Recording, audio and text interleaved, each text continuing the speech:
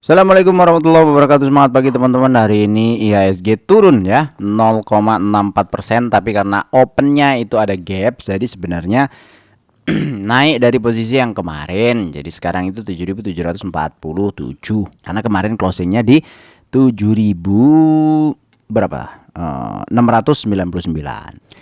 Nah, hari ini asing masih keluar ya, tapi volumenya tidak sebesar yang kemarin karena hari ini 686 miliar, dan secara top value di IHSG yang hari ini transaksi itu yang paling besar adalah bank. Ada 3, BCA, BMRI sama BBRI yang paling gede value-nya ya, 1,8, 1,6 sama 1,1 T.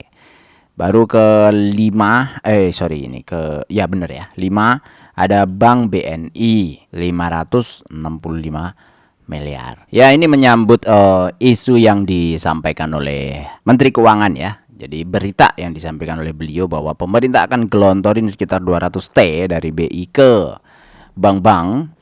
Ya paling tidak bank-bank himbara ya, bank-banknya pemerintah itu pasti dapat. Kemudian kalau kita net foreign buy itu ada BBRI, dan yang sell itu ada BCA, BMRI. Jadi ini pindah ya dari asing ke lokal nih yang BBCA sama BMRI. Tapi kalau yang BBRI ini asingnya net beli ya 300 miliar. Mantap nih, sehari 300 miliar ya, mantap. Nah, ini salah satu beritanya ya, pemerintah mau guyur 200 triliun, begini respon bankir. Jadi rencana pemerintah menyalurkan 200 T bla bla bla bla segala macam ya. Jadi konsepnya yang disampaikan oleh Pak Purbaya, kalau teman-teman lihat beberapa wawancaranya atau pas waktu diwawancari sama ditanyain sama DPR, itu memang salah satu cara yang buat saya itu logis ya. Buat saya logis. Kalau ekonomi mau tumbuh, uang itu nggak boleh seret untuk posisi sekarang ya. Jadi karena keadaan perbankan kita atau keadaan ekonomi kita itu menganut skema yang seperti saat ini, itu kalau uang itu banyak ditarik. Jadi hebatnya pembuat sistem keuangan yang seperti hari ini itu, kita bekerja menghasilkan uang, mereka bekerja narikin uang. Mereka itu siapa? Itu adalah sistem. Jadi Bank Indonesia, bank sentral ya, terutama bank sentral, itu kan lucu, dia nyetak uang seenak-enaknya, dia nyetak aja. Maksudnya seenak-enaknya tuh gini, kita kan kerja untuk menghasilkan uang tuh benar-benar mengkonversi dari tenaga, dari pikiran, kemudian dari jualan alam ya, alam yang diambil dari alam, kemudian dijual, dikonversikan menjadi uang. Nah, uang sendiri itu dicetak oleh bank sentral.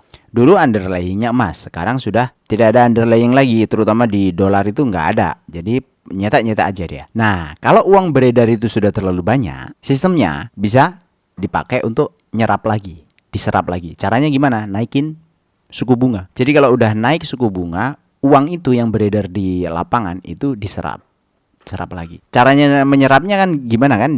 Ya pakai utang-utangan itu. Jadi Anda itu kalau berhutang ya, kita atau berhutang ke bank, suku bunga naik nih, cicilannya kita naik, kan gitu ya. Bunganya biasanya floating kan. Ketika cicilan naik, itu terjadi di seluruh Indonesia, terjadi di seluruh masyarakat. Kalau kita naik cicilan 100.000 per satu orang, terus yang nyicil itu ada 100 juta orang, berarti kan ada berapa? 10 atau 100 T yang serapannya tadi itu, yang setiap satu bulan tadi itu keserap langsung, yang awalnya beredar. Nanti kalau perputaran uang kurang, udah keserap nih, udah kering nih, kemudian suku bunga turunin supaya apa? Supaya serapannya nggak terlalu tinggi. Jadi ada gairah ekonomi lagi di belakang. Awamnya sepengetahuan saya begitu. Dan apa yang disampaikan oleh Pak Purbaya menurut saya ya logis saja. Jadi bank-bank itu dipaksa dikasih uang, dipaksa. Kemudian bank-bank itu ketika punya uang, akhirnya salesnya itu menawarkan kredit yang seperti apa? Nah, nanti kreditnya itu bisa dengan bunga yang murah dan seterusnya. Nah, pas waktu kredit itu ada, artinya nanti akan ada pembelian, akan ada purchase di sana gitu.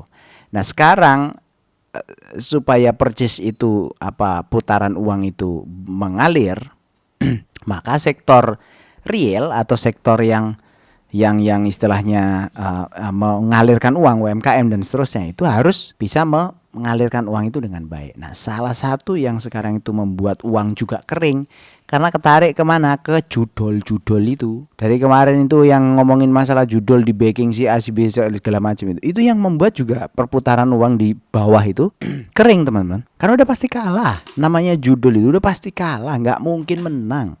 Karena apa? Sistemnya itu close system, nggak kayak saham jual beli begini. Ini kan open. Siapa yang beli, siapa yang jual kan open. Open itu maksudnya individu to individu ya, person to person. Jadi regulator itu hanya menyiapkan pasar. Judul itu enggak.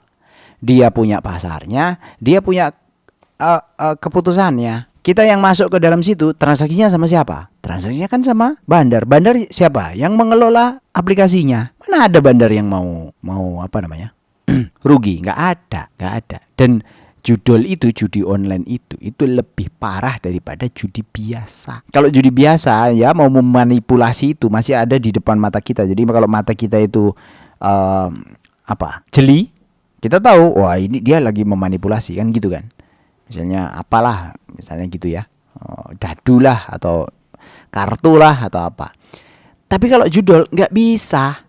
Kita input di dalam aplikasinya, nanti di dalam aplikasi itu sudah dihitung secara statistik, sekian persen ini menangin, sekian puluh persen yang masuk ke bandar. Gitu terus disedot terus sampai habis, sampai kering, sampai judol. Ketika udah ketemu judol akhirnya pinjol dan seterusnya, muter-muter kayak lingkaran setan. Aduh, ini saya ngomongin apa lagi nih? Udah berapa menit ini tadi ya? Udah 5 menit kali, 5 menit 7 menit ini. Oke, jadi hari ini itu bikin YouTube itu kalau nggak ada skrip ya, kalau cuap-cuapnya ya begini nih, entah apa yang dibahas, kadang lompat ke sono, lompat ke sini. Saya tadi membahas apa ya hari ini, lupa malah jadinya. Oh ya, Pak Purbaya ya. Jadi ada indikasi bahwa 200 triliun masuk ke dalam, mau disebar ke bank. Artinya kalau itu mau sebar, kredit bisa jalan, artinya semua nanti pergerakannya akan bergerak, secara ekonomi akan bergerak, dan kita berharap itu cepat dieksekusi. Kemudian belanja negara juga bergerak supaya apa? Di lapangan itu ada yang beli. Jadi orang kalau jualan itu ada yang beli. Makanya kalau kita sekarang itu lagi susah-susah, itu jangan disimpan-simpan semua duitnya, dibelanjakan lah, sebagian dibelanjakan, nggak dihabiskan untuk belanja semua, bukan, tapi dibelanjakan supaya ekonomi itu jalan. UMKM itu tidak akan mampu jalan ya, tidak akan mampu bergerak kalau orang middle-nya atau manusia, masyarakat di middle up-nya itu nggak bergerak. Jadi kita sebagai orang yang mau berkontribusi ya, paling tidak kita mesti ikutlah gitu. Belinya kalau bisa ya ke UMKM, ya itu lebih bagus. Nah, karena hari ini nggak ada pembahasan khusus, jadi kita bahas aja pertanyaan-pertanyaan ya. Ini ada member yang nanya, mantap bang, memotivasi, minta tolong simulasikan modal awal 10 juta, per bulan 1 juta, untuk dividen for living 10, 15, 20. Kalau sempat, makasih. Sempat insya Allah ya. Modal awal berapa tadi? 10 juta. Kemudian per bulannya 1 juta. Terus 10 tahun, 15 tahun, 20. Nah, yieldnya berapa yieldnya? Yieldnya mau berapa nih? Kalau yieldnya 10 ya, kita anggap 10 ya. Kalau yieldnya 10, setelah nabung berapa ini ya? 10 tahun. 10 tahun itu kita dapat, nabungnya 1 juta ya.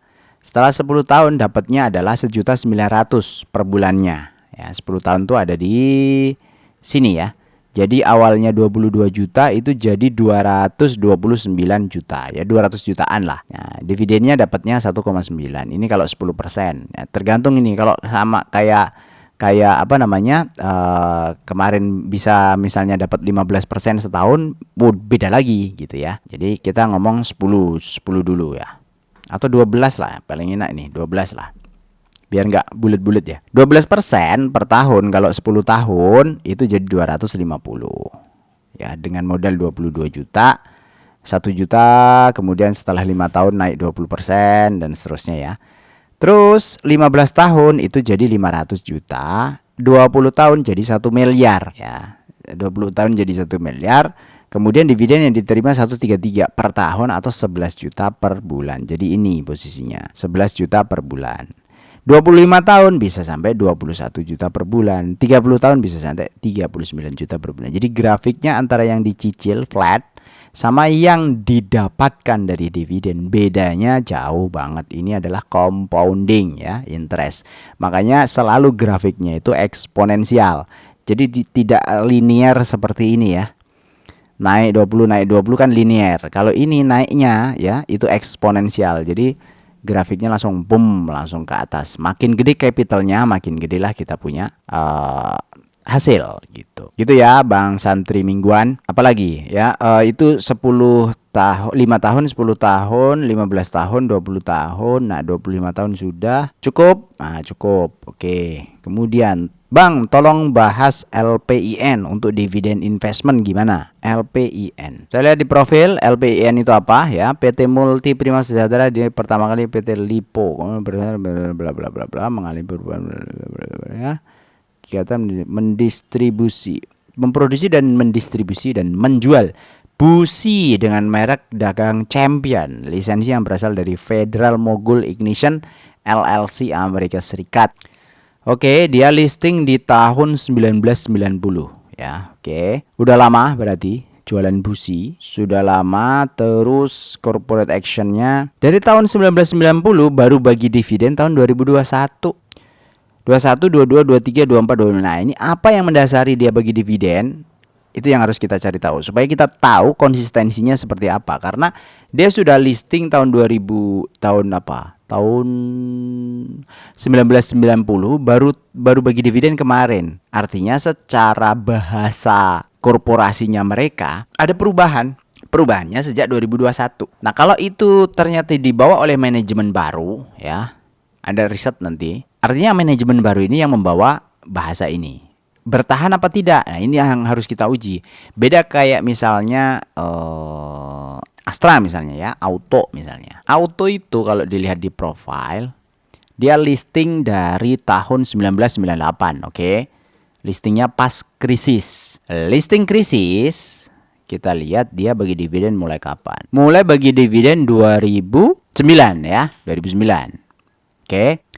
Sampai 9, 10, 11, 12, 13, 14, 15, 16, 17, 18, 19, 20, 21, 22, 23, 24, 25. Ah, ini bagi terus berarti setiap tahun begitu. Dari 2009 sampai 2025 tiap tahun bagi terus. Artinya sudah berapa? 16 tahun ya. Bener ya? 16 tahun tanpa putus. Nah, ini paling tidak kalau kayak gini sudah teruji ya. 16 tahun itu teruji. Artinya sudah periode pergantian direksinya, periode pergantian manajemennya itu sudah memungkinkan beberapa kali pergantian.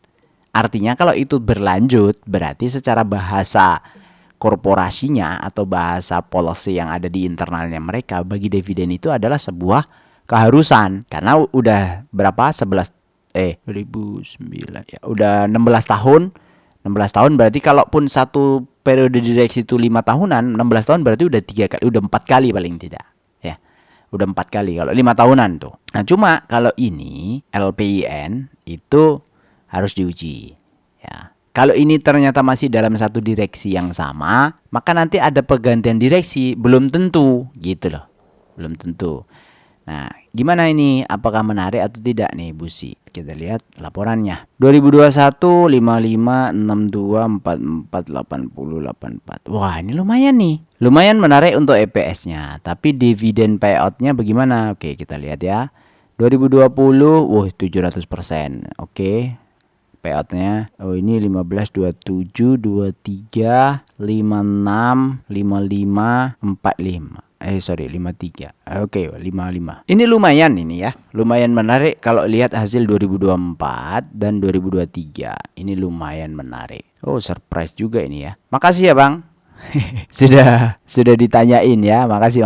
Jadi ini bisa kita masukkan ke screener ini. Otomotif dan komponen otomotif. Ya lumayan lah. Kalau 5 tahun kan kita uji aja. Nanti direksinya ini dari kapan nih Pak Heri Senjaya? Coba lihat ya. Nah ini PT Multi Prima Sejahtera. Kita lihat manajemennya Pak Heri Senjaya ya, Independent Director.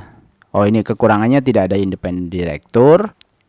CEO Pak Heri Senjaya itu tidak ada tenornya ini. Belum ketahuan ya masa jabatannya berapa. Nanti paling bisa dilihat di laporan-laporannya. Kita lihat insidernya dulu. Wow, ini juga sudah lama insidernya masuk keluarnya tahun 2021. Oke, jadi sekalian aja ini ada public expose-nya Champion ya mereknya. Oh, tapi kantornya sederhana ya kantornya. Di mana sih? Karawaci. Oke. Ya, ini IPO 90. Oh, beberapa kali stock split, right issue sekali. 91. Pendapatan tapi turun ini 22 ke 23. Jauh banget ya turunnya ya. Cuma laba kotornya bisa di maintain. Hebat sih. 172 miliar ke 137. Cuma salesnya nggak terlalu gede ya. Cuma 100 miliar setahun itu sebenarnya secara perusahaan nggak terlalu gede lah. Nah, dia bisa maintain laba bruto, laba usaha, laba per saham itu lumayan bisa di maintain. Terus return on asset, equity oke. ROE-nya nggak terlalu gede, gross profitnya ya normal, net margin, rasio lancar bagus. Ini utang jangka pendeknya berarti kecil banget dibandingkan cashnya. Ya oke, sekilas saya lihat perusahaan ini ada prospektif. Tapi ini volatile. Volatilenya itu maksudnya gini, dia sangat rentan sekali. Kalau setahun dia bisa kayak gini ya, 172 miliar kemudian ke 137 itu posisinya jauh banget itu. 137 dibagi 172. Turun 20% kan? Dari 2022 2023. Habis itu 2023 153 dibagi 137. Langsung naik 11%. Nah, artinya nanti 2025 ya berpotensi naik turunnya gitu loh. Dan dengan histori dia punya net income ini, artinya fluktuasinya lumayan tinggi ya, lumayan tinggi. Jadi gitu. Bagus. Moga-moga clear ya, moga-moga oke ya, maksudnya moga-moga clear. Nah, ini berapa ini? 10% tadi ya. Investasi 10% sudah ya. Saya sudah kasih simulasinya tadi 10%. Oh, ini 12%. Enggak apa-apa lah ya. Itu aja hari ini. Semoga bermanfaat. Assalamualaikum warahmatullahi wabarakatuh.